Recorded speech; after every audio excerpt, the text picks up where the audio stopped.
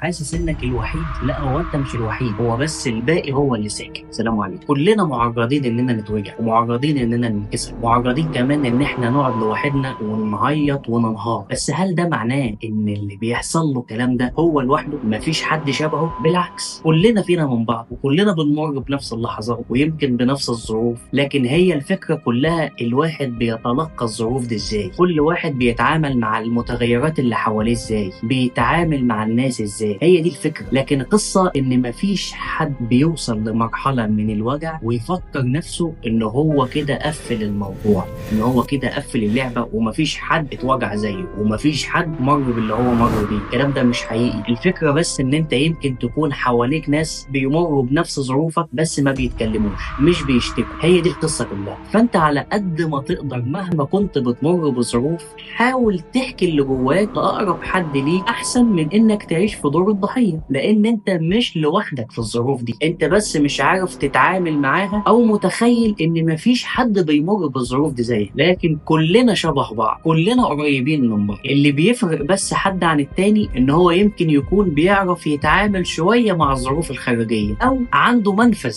يعرف يتكلم فيه. لكن لو كنت متخيل ان انت الوحيد اللي قافل على نفسك، وان انت الوحيد اللي بتمر بالظروف دي، انت غلطان. في ملايين قوي شبهك، بس انت حاسس انك لوحدك علشان محدش حواليك بيتكلم. يا اما تتكلم، يا اما تتعامل بشكل مختلف مع الظروف اللي حواليك.